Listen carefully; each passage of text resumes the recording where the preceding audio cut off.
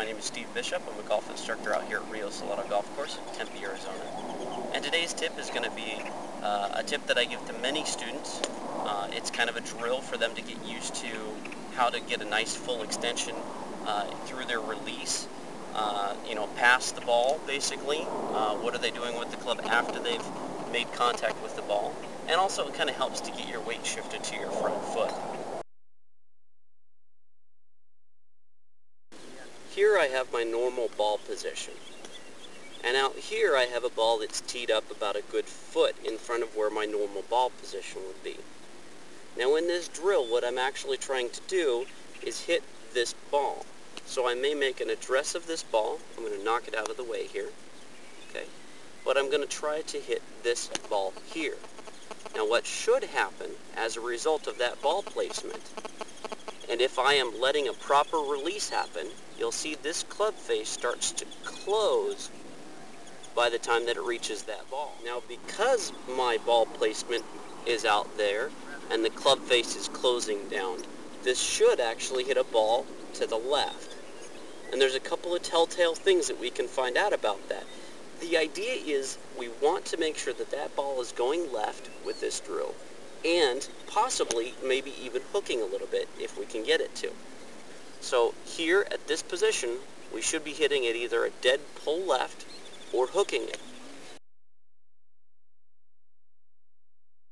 If you're hitting it straight out in front of you, that means that club face stayed open through contact instead of allowing it to close as it makes contact.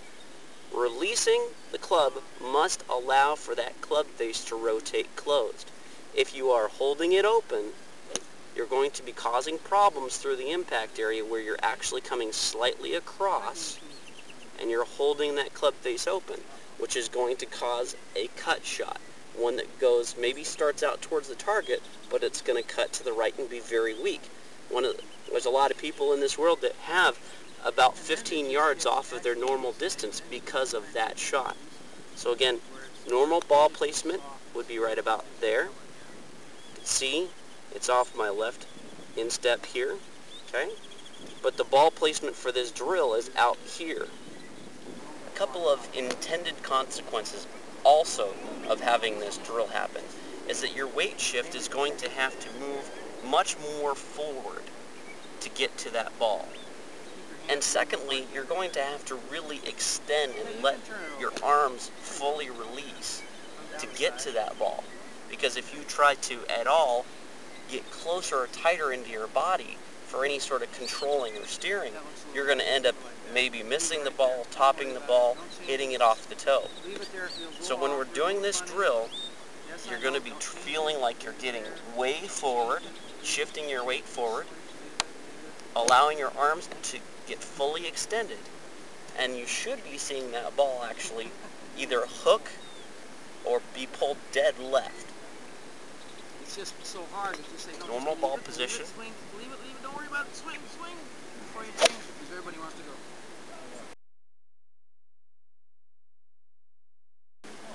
Now once you've done this drill consistently and you've been able to pull or pull hook it pretty consistently with that ball position, the next step is to just go ahead and remove the ball that's on the tee and play your normal ball.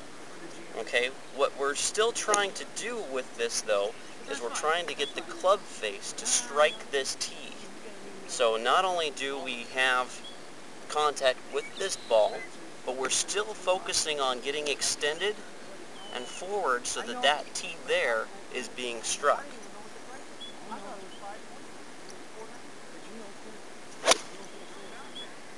I have my tee on the ground here.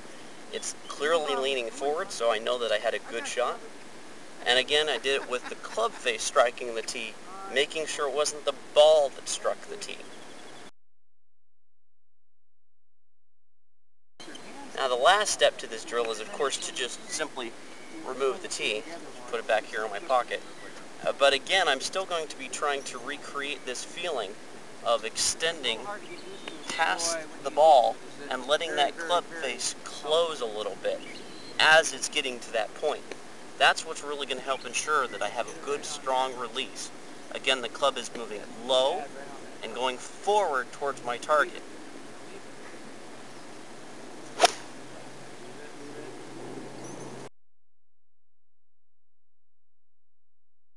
I hope you folks find this drill helpful. I know it's really hard to really learn how to release the club. I'd say 90% of the people out there that I end up teaching have a problem with the release. In some way they're getting closer to their body, or they're kind of lifting up, or they're pulling away from the ball.